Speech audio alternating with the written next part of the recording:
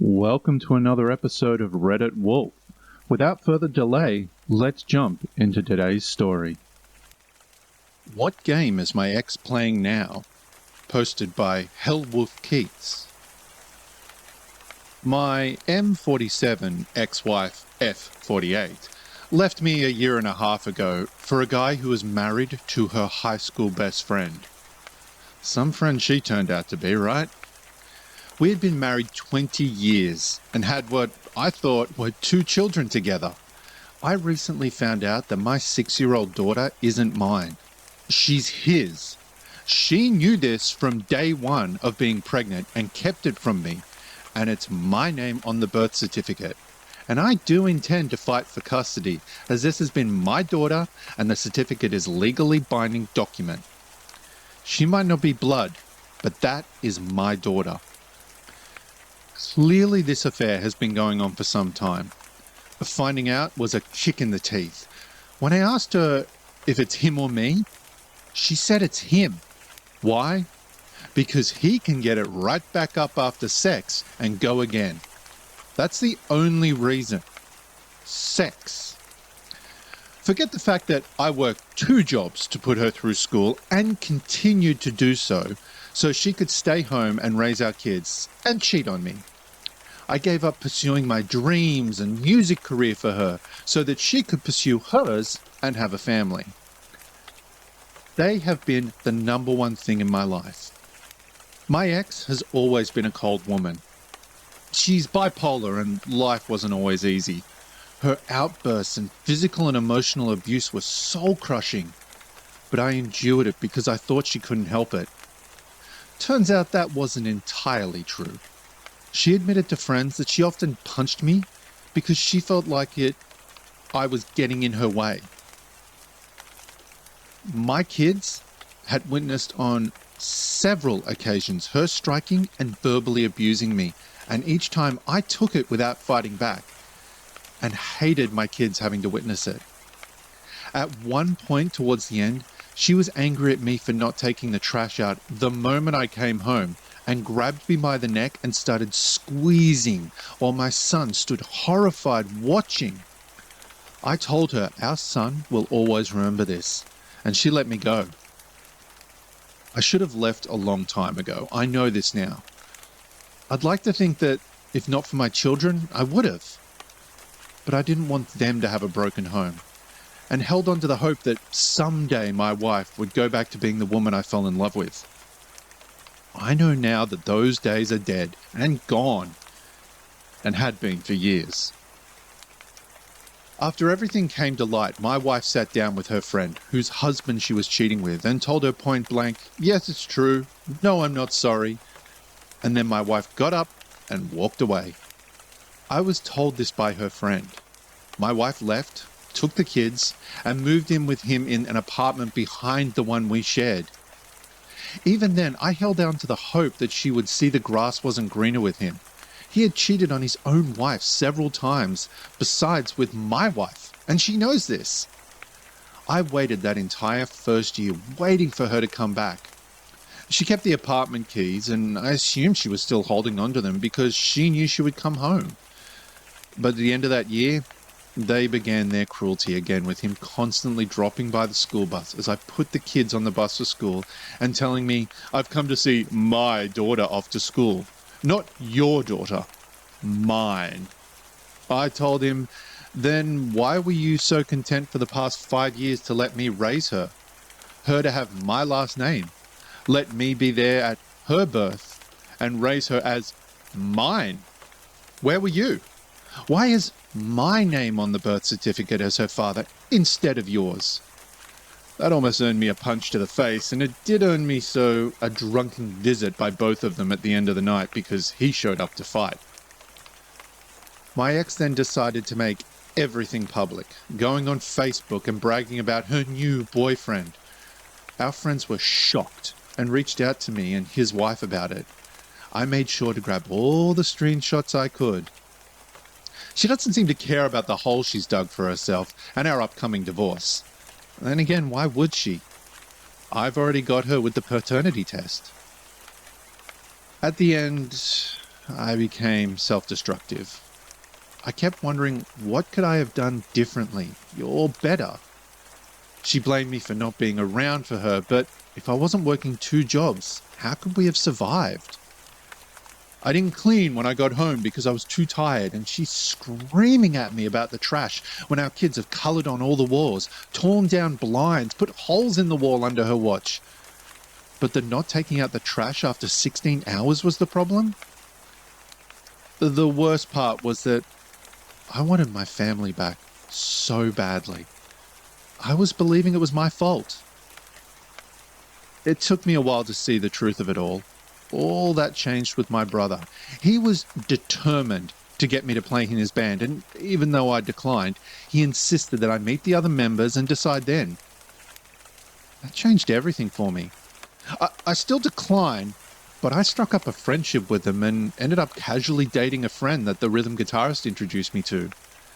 I quickly fell in love with this woman, 45, and it was a relief to be in a loving relationship with someone that wasn't a 24/7 screaming match that usually ended with me getting hit. Now, throughout this time, as I've stated, my ex still had the keys to our apartment. She would occasionally let herself in and drop off stuff for the kids. The first time she let herself in and my new girlfriend was there, things did not go well. She called me that night asking me who she was and why was she in our apartment. I enjoyed telling my ex that my girlfriend was none of her business. She moved on and left me and was living with somebody else. The last few months, my ex had become erratic over my new girlfriend and had even begun to stalk her. My ex had sent my girlfriend a Facebook friend request and demanded my girlfriend to accept. When my girlfriend refused, my ex called me screaming that I need to tell her to accept it because she needs to see the kind of person my girlfriend is that I'm having our kids around. My girlfriend grabbed the phone from me and told her that she does not need to add her as a friend. Anything involving communication about the kids can be done through Messenger or through phone calls. That my ex does not and will not have access to our private life, friends, and family because she is not a part of my girlfriend's personal life. This didn't sit well with my ex. My girlfriend showed me the sudden burst of friend requests she got from people that had my ex as a friend. My ex then started letting herself into the place every weekend, and when I wasn't at home at work to snoop around. I was on the phone with my girlfriend who was staying with me while I was at work to hear my ex walk in, and my girlfriend asked her what is she doing there that she needed. My ex claimed she wanted to see how much milk I had in the fridge when the kids came over. My girlfriend told her that we have it handled, and my ex left. When I got home, I demanded the apartment key since she's not living there. She then took my son's key and made copies for herself. When my lease was up, my girlfriend asked me to move in with her so that we could distance ourselves from my ex. My ex did everything she could to hinder this, calling the police and telling them I was leaving with her belongings. And when asked what was hers, she couldn't name anything in the place that was left. That was hers. Now, we get the kids every other weekend, and I was told by my children that they are not allowed to talk about what they did with me because she doesn't want to hear it. That didn't last long. Now, she pumps my kids with all the information she can get. I'm sure it's jealousy. We live on a beach. My girlfriend is very well off, and when we get to the kids, we take them on short walks to the boardwalk, to the rides, and let them play on the beach or visit the aquarium. If they return home with prizes, my ex throws them away. Now, the issue with my ex was the last few times she dropped off my kids. I noticed she now dresses and looks very similar to my girlfriend. She's dyed her hair and cut it to match her. Whatever we do with the kids, my ex runs out the following week and tries to do the same thing with them. If we go to the beach, she takes them to the beach. If we go to the zoo, she takes them to the zoo. If she finds out what we had with them for dinner, she has to make the same thing and demands our kids tell her whose they liked more. Last week, my son asked to live with us because he said my ex was crazy. You better believe I'm using all this in court. Just when I didn't think think things could get any crazier with her, the other night she starts texting me nudes. What the hell? My girlfriend was sitting next to me when they started coming in, and I immediately got defensive and told my girlfriend I didn't ask for them and that my ex and I aren't talking like that. I offered her my phone to go through to see for herself. My girlfriend looked at the pictures and asked for my ex's number so she could text her ex her own nudes back so that she could show her how it's done. I called my ex and asked her what the hell was she doing. I told her that my girlfriend was sitting next to me and saw the messages and is pissed. My ex tried saying she meant to send them to someone else. My girlfriend said to her that my name was on one end of the alphabet while my boyfriend was on the other. Then she asked her, who's the new guy, since it was meant for someone else. My ex hung up, and I really don't know what game my ex is playing. This is all just crazy to me. Let's clear up a few things. Before the comments keep coming back that is as if I'm still living there, my ex did not send her nudes in return. That was just her verbal response to what my ex had done, saying that she should show her how it's done, because the pictures were of my ex with her shirt off, making duck faces at the mirror with her phone in her hand. My girlfriend simply made a joke in regards to the ex's lack of imagination. I do not live in my old apartment that I shared with my wife anymore. I have moved in with my girlfriend because despite me taking back the keys, my ex took my son's keys and used those to keep breaking in. She does not have access to my new place, and my kids don't even have keys for this reason. I'm currently fighting for custody of the kids, and it's not easy with me not being the biological father of my daughter, but I'm fighting based on the birth certificate having me listed as a father, which gives me parental rights to my daughter. My ex was prescribed meds, but I have serious doubts if she's taking them. I check my kids for bruises and make sure they are not being abused, but she made the mistake of getting physical on her boyfriend, and he punched a hole in the wall and let her know if she raised a fist on him again, he's fighting back. And now it's time for the first update. Not my first post here, but wanted to vent about something that has me baffled. So, through a paternity test, my daughter is not my daughter, but the child of my ex-friend who is now residing with my ex. This past week was my daughter's official 6-year-old birthday. It was not my weekend to get the kids, and as a shock, my ex asked me if I wanted the kids for my daughter's birthday. Of course I took them, and I was even granted them an extra 2 days. I figured they had some plans and were pointing the kids onto me so they could go do whatever. But the thing that strikes me is that this is the first time that he can celebrate his daughter's birthday, and instead of doing something special as her father, she's given to me and my girlfriend. Anyone else think this is a tad effed up? And now it's time for update number 2. Looks like karma hit my ex. Just an update, but I have to shake my head at this. Saturday night I received an angry text from my ex saying that she hopes I'm effing happy that I won. I know I shouldn't have engaged in that conversation, but I asked her what is her problem. She answered with a response that made no sense and then proceeded to tell me to go ahead and gloat. Gloat times 10 because something happened to her, and then she proceeded to accuse me of being in on it. I asked, what am I supposedly in on?